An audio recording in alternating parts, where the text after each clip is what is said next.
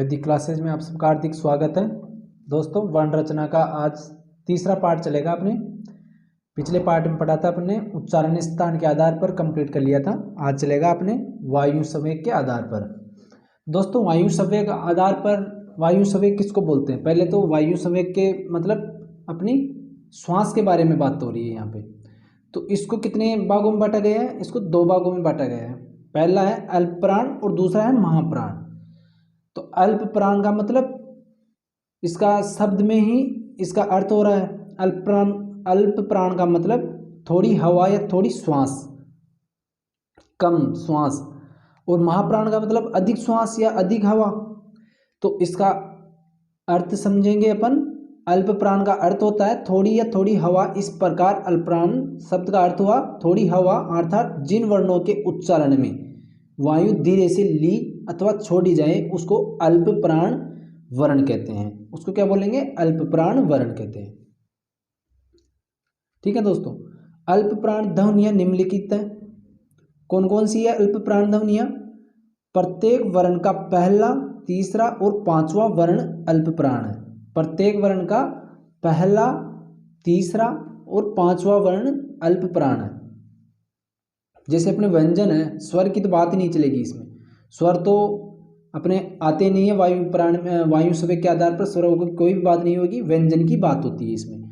तो व्यंजन में जैसे क ख ग रे बोलेंगे ना अपन, तो वो वर्ग होते हैं, उसमें पहला, तीसरा और पांचवा वर्ण अल्प प्राण की श्रेणी में आते हैं। तो देखते हैं दोस्तों कौन कौन से आते हैं। तो कौन से? 1 3 5, यानी इसकी शॉर्ट ट्रिक कौन सी हो गई? 1 3 5। एक आदमी 3 5 कर रहा था, तो ऐसे भी याद रख सकते हैं इसको। तो अल्प प्राण में कौन कौन सा पहला, तीसरा और पांचवा वर्ग आता है इसमें? क ख ग ण, च ज और इया, ट ड ण, त द और ण, प ब और म, ये होते हैं अपने अल्प प्राण में। प्रत्येक अंतस्थ व्यंजन अल्प प्राण की श्रेणी में आते हैं। अंतस्थ व्यंजन पिछली वीडियो में पढ़ा होगा अपन ने। अंतस्थ व्यंजन कौन सा होता है? जो अंदर की तरफ हवा खींचे। ये हमेशा कम हवा आती है अंदर की तरफ, तो वो अल्प प्राण की श्रेणी में आते हैं। कौन कौन से हैं वो? य, र, ल और व, ये अल्प प्राण की श्रेणी में आते हैं। और महाप्राण की श्रेणी में कौन से आएंगे? उसमें व्यंजन, उसमें गर्म हवा बाहर छोड़ते हैं अपन, वो ज्यादा छोड़ते हैं हवा। कम की बात होगी तो अंतस्थ व्यंजन कम हवा खींचेंगे अपन। जैसे ये बोलेंगे य, र, ल, व, इसमें कम हवा जा रही है, अपने अंदर खींच रहे हैं इस हवा को। तो ये हो गए अपने अल्प प्राण की श्रेणी में आएंगे। और अब पढ़ेंगे अपन महाप्राण। महाप्राण जिन वर्णों के उच्चारण में वायु तेजी से ली अथवा छोड़ी जाए, वायु तेजी से ली अथवा छोड़ी जाए, उसको क्या बोलेंगे अपन? महाप्राण। उसको क्या बोलेंगे अपन? महाप्राण। प्राण क्यों बोलते हैं इसको? महा का मतलब ज्यादा, और प्राण जो अपनी श्वास है वो प्राण ही है एक तरीके से। तो ऐसे भी समझ सकते हैं इसका अर्थ। महाप्राण इसको बोलेंगे अपन जो जिन वर्णों के उच्चारण में वायु तेजी से ली अथवा छोड़ी जाए। तो महाप्राण की ध्वनियां निम्नलिखित है। कौन कौन सी है महाप्राण की ध्वनियां? कौन कौन सी है? सेकेंड और फोर्थ, यानी दूसरी और चौथी महाप्राण की श्रेणी में आती है। कौन कौन सी आती है वो? क ख ग छ ज, ट ड, थ और ध, प और म, ये महाप्राण की श्रेणी में आती है। और मैंने पिछले बताया था आपको उष्ण व्यंजन। उष्ण व्यंजन किसकी श्रेणी में आएंगे? महाप्राण की श्रेणी में आएंगे, क्योंकि इसमें अपनी गर्म हवा छोड़ी जाती है, तो उसको उष्ण व्यंजन बोलते हैं। तो कौन कौन से हैं वो? स और ह, ये होते हैं अपने महाप्राण की श्रेणी में आएंगे।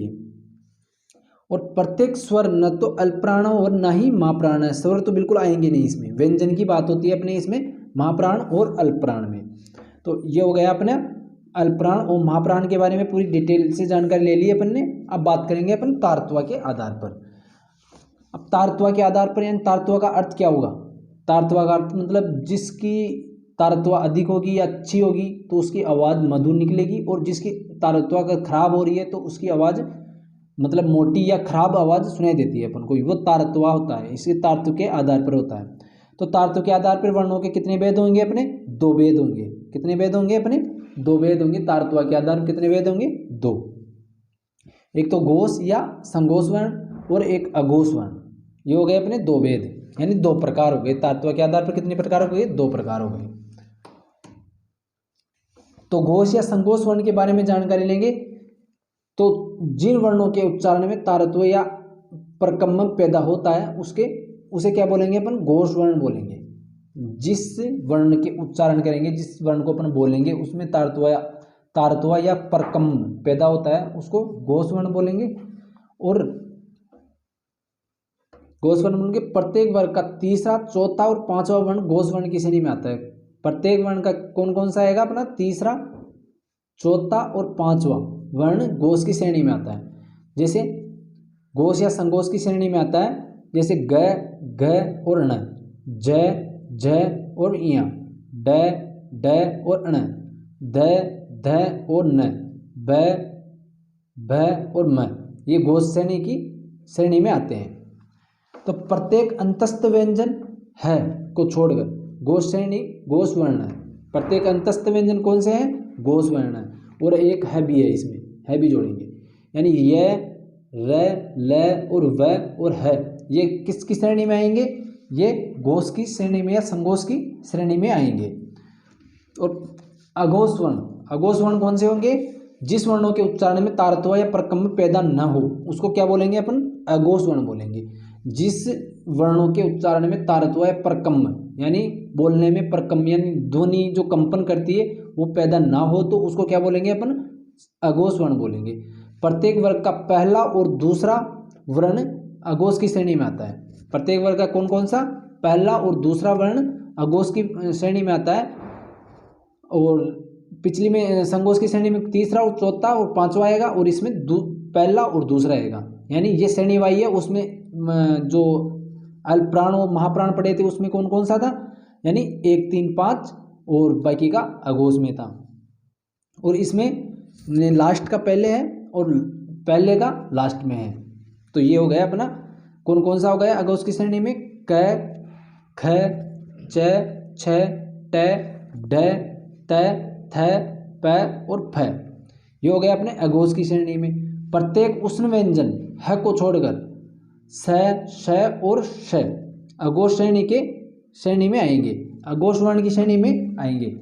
यानी प्रत्येक उष्ण व्यंजन और यहाँ बात करें अंतस्थ व्यंजन तो ये तो सेम ही है अपने। उसमें भी अल्पप्राण में प्रत्येक अंतस्थ व्यंजन अल्पप्राण में आ रहे थे और महाप्राण में उष्ण व्यंजन आ रहे थे, और इसमें भी अंतस्थ व्यंजन आ रहे हैं और उष्ण व्यंजन आ रहे हैं अघोष श्रेणी के अघोष वर्ण में। तो ये हो गया अपना अघोष वर्ण। कौन कौन सा हो गया अपने? उष्ण व्यंजन भी अघोष की श्रेणी में आएंगे और सघोष की श्रेणी में अंतस्थ व्यंजन आएंगे। अब वर्ण और उनके उच्चारण स्थान देखते हैं अपन। वर्ण और उनके उच्चारण स्थान देखते हैं। तो इसमें हो गया कंठ। कंठ से कौन कौन से बोलेंगे अपन? क, ख, ग, ण, ये तो बोलते हैं अपन। पिछली बार में बता दिया था आपको, पिछले वीडियो में। और यह अह भी इसमें जुड़ेगा। और तालु की बात करें च, छ, ज, ज, ये तो आ रहे थे यहाँ तक। और ई, प, ग, ये भी इसमें तालु की श्रेणी में आएंगे। इनको याद करना पड़ेगा, बहुत इंपॉर्टेंट है, यहाँ से ज़्यादातर क्वेश्चन बनते हैं।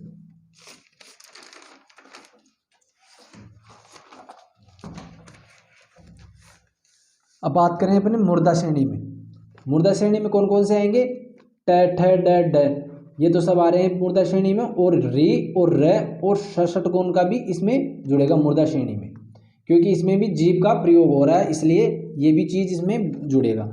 यानी मुर्दा का मतलब जीभ उल्टना, जीभ का उल्टना। और दंत की श्रेणी में जिस वर्ण को बोलने में दांत का प्रयोग हो तो उसको दंत श्रेणी बोलते हैं, उसमें दंत की श्रेणी में आएगा वो। तो कौन कौन से बोलते हैं इसमें? त, थ, द, ध और न, इसमें सब में दांत का प्रयोग हो रहा है, तो ये चीज़ें इसमें दंत श्रेणी में आएगी। और र, त और स भी इस श्रेणी में आएंगे, ये भी इंपॉर्टेंट है, इनको याद करना है। और ओष्ठ के मतलब जिस श्रेणी में जिस वर्ण को बोलने में या उच्चारण करने में होठ का प्रयोग हो उसको ओष्ठ श्रेणी में रखते हैं अपन। तो उसमें कौन कौन सा है? प, फ, ब, भ, म और उ। यानी प, फ, ब, म, भ, ये चीज़ें तो होठ का प्रयोग हो रहा है। म और उ में भी उ में भी किसका प्रयोग होगा, ओष्ठ का प्रयोग होगा। दंतोष्ठ श्रेणी, दंतोष्ठ श्रेणी किसको बोलेंगे, जिसमें दांत और होंठ का प्रयोग हो, वो कौन सा है, एक ही मात्र वो कौन सा है, वह। और कंठोष्ठ श्रेणी किसको बोलेंगे, कंठोष्ठ बोलेंगे, कंठोष्ठ वर्ण बोलेंगे जिसमें कंठ और होंठ का प्रयोग हो, वो कौन सा है, ओ और ओ, ये आएगा। इनको याद करना पड़ेगा, बार बार में बोलोगे तो ऑटोमेटिक याद हो जाएगा। कंठ ताल की बात करें तो कंठ का, जिसमें कंठ और तालु का दोनों का प्रयोग हो तो उसको कंठ ताल बोलते हैं, वो कौन सा होगा, ए और ए।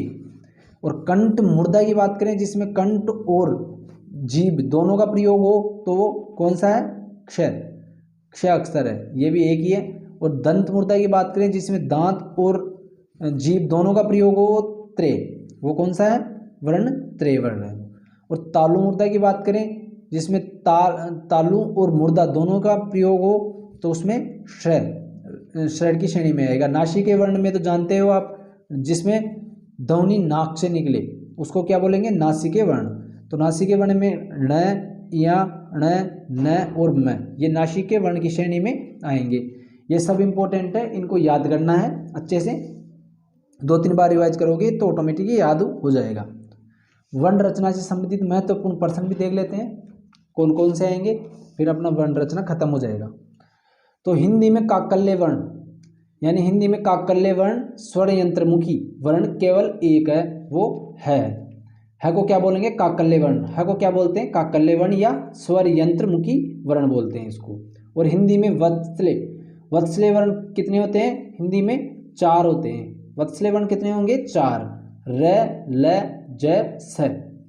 ये र, ल, ज, स, यानी इसको जल रस भी बोल सकते हैं। ये कौन से हैं, वत्सले वर्ण, कौन से हैं ये, वत्सले वर्ण। वत्सले का अर्थ होता है दंत के निचले भाग से बोले जाने वाले अक्षर।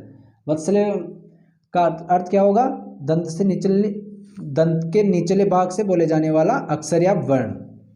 अब हिंदी में स्पर्श संग्रसी व्यंजन, यानी स्पर्श तो बात जानते हैं अपन, पर स्पर्श से भी संग्रस हो रहा है, स्पर्श से भी संग्रस हो रहा है, वो वर्ण कौन से हैं, 4। वो कितने वर्ण हैं, 4, च, छ, ज और ज।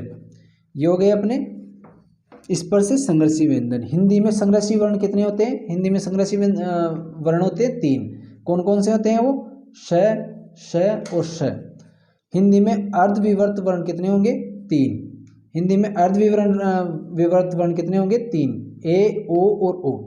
समृत वर्ण कितने होंगे, 4। समृत वर्ण कितने होंगे, 4, ई, उ। और अर्धसमृत वर्ण कितने होंगे, 2। अर्धसमृत वर्ण कितने होंगे, 2, ए और ओ। तो ये हो गया अपना वर्ण रचना कंप्लीट हो गया। अब आगे चलेंगे अपने शब्द रचना में। तो दोस्तों ये चीज़ें वर्ण रचना पूरा डिटेल से तीनों वीडियो देखोगे आप तो ऑटोमेटिकली पूरा समझ में आ जाएगा। इसके बाद में आप क्वेश्चन पढ़ोगे तो सब अच्छे से समझ में आएगा। तो धन्यवाद दोस्तों, चैनल को सब्सक्राइब कीजिए, लाइक कीजिए, शेयर कीजिए। धन्यवाद।